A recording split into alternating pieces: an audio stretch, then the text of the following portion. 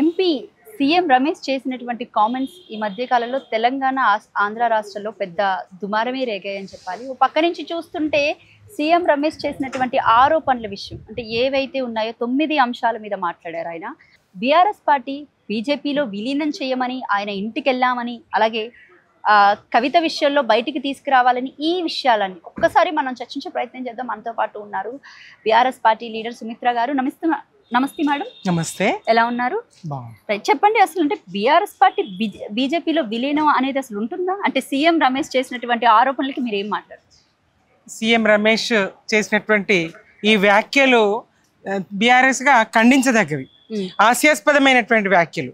చాలా బలమైనటువంటి party BRS, తెలంగాణను సాధించినటువంటి పార్టీ, తెలంగాణను దశాబ్ద కాలం పాలించి దేశానికే ఒక రోల్ మోడల్ గా రాష్ట్రాన్ని నిలిపినటువంటి పాలనా తీరును కనబరిచినటువంటి, అద్భుత ప్రగతిని కనబరిచినటువంటి పార్టీ బీఆర్ఎస్ పార్టీ. కేసీఆర్ గారి నాయకత్వంలో ఉన్నటువంటి బీఆర్ఎస్ పార్టీ. బీఆర్ఎస్ పార్టీతో పొత్తు కోసం గతంలో తెలంగాణ అసెంబ్లీ, అప్పుడే ఉమ్మడి ఆంధ్రప్రదేశ్ అసెంబ్లీలో తెలంగాణ అనే పదాన్నే నిషేధించినటువంటి చంద్రబాబు నాయుడు చేతనే జై తెలంగాణ అనిపించినటువంటి పార్టీ బీఆర్ఎస్ పార్టీ. అంటే మరి కేటీఆర్ సీఎం రమేష్ ఇంటికి వెళ్ళడం కానివ్వండి, ఆయనతో కూర్చొని మాట్లాడడం కానివ్వండి, లేకపోతే కవిత విషయంలో ఏదైతే ఉందో జైలు నుంచి బయటికి తీసుకురావాలి అని, దీని మీద ఒప్పందంగా అని ఆయన ఒక టీవీ ఛానల్ ముఖంగా మాట్లాడడం జరిగింది. ఏం చెప్తారు? కోర్టులను అవమానించడమే. కవిత గారిని బయటకు తీసుకురావాలని రాజకీయపరమైన ఒత్తిడి చేసిండ్రు అంటే కోర్టులను, చట్టాలను అవమానించడమే ఆయన వ్యాఖ్యలు. మరి చట్టాలకు అతీతంగా వాళ్ళు ఈ కేసులు పెట్టినని వాళ్ళు అబద్ధాలు చెప్తున్నట్టు 100% సీఎం రమేష్ గారు అబద్ధాలే చెప్తా ఉన్నారు. కోర్టు పరిధిలో ఉన్నటువంటి అంశం ఏ రాజకీయ పార్టీ ప్రమేయంతో బయటకు తేయగలుగుతారు?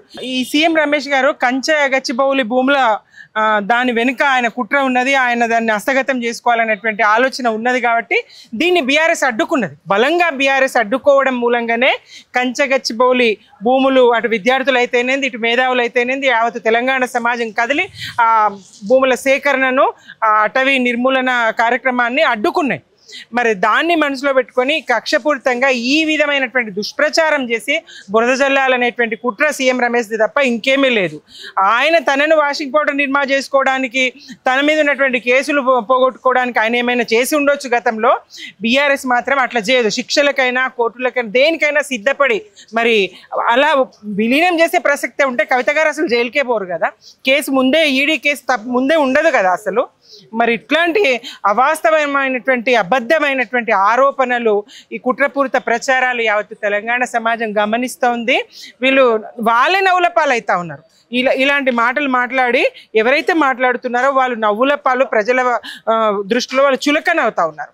బీఆర్ఎస్ ఎట్టి పరిస్థితుల్లోనూ ఏ పార్టీలో, అటు తెలుగుదేశంతో వాళ్ళుగా వచ్చి పొత్తు పెట్టుకునేటట్టుగా, అటు కాంగ్రెస్తో వాళ్ళుగా వచ్చి పొత్తు పెట్టుకునే పరిస్థితులు తీసుకొచ్చింది తప్ప మేము ఎవరి పొత్తు కోసం వెళ్ళింది లేదు. ఇంకా బీజేపీతో పొత్తు అయితే అసలు ఉండనే ఉండదు, పొత్తు కూడా ఉండదు విలీనం తర్వాత సంగతి.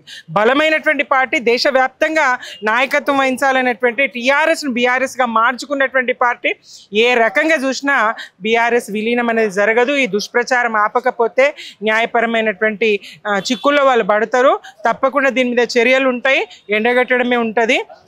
వాళ్ళ మీద జల్లినటువంటి బురదను కడిగేసుకోవడానికి బీజేపీ కానీ, ఇతరత్ర ఈ రాజకీయ పార్టీలు కానీ, సీఎం రమేష్ లాంటి వాళ్ళు కానీ చదువుతున్నటువంటి కేటీఆర్ గారి మీద ఇంటికి వెళ్ళారు అంటే, సరే మీరు ఎప్పుడైనా మా ఇంట్లోకి రాలేరా?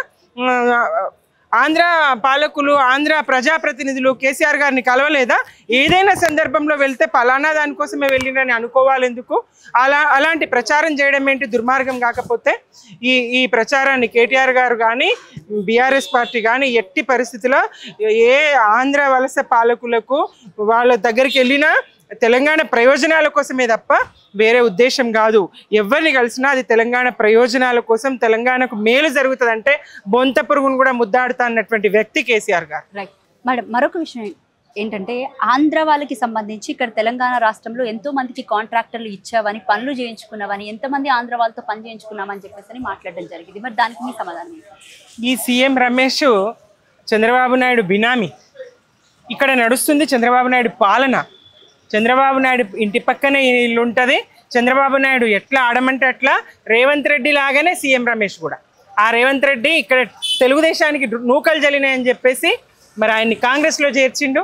కాంగ్రెస్ పిసిసి పగ్గాలు ఇప్పించిండు, నిధులు పంపిండు. అట్లనే సీఎం రమేష్ వెనుక కూడా ఇప్పుడు చంద్రబాబు నాయుడే ఉన్నాడు.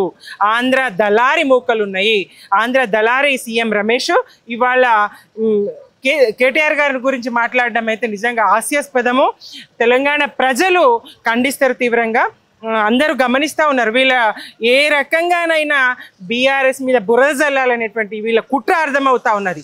ఆంధ్ర దళారి మూకలు, వాళ్ళ పచ్చ media, Chandrababu Naidu, BJP party అందరు ఒకటై, తెలంగాణ ద్రోహులు అందరు ఒకటై కట్టగట్టుకొని వచ్చి మరి ప్రజల్లో వీళ్ళను ఎదుర్కోవడం కష్టం, బురద జల్లి ప్రజల్ని నమ్మిద్దామనేటువంటి ఒక కుట్రతోనే ఇట్లాంటి విష ప్రచారాలు, ఇట్లాంటి దుష్ప్రచారాలు.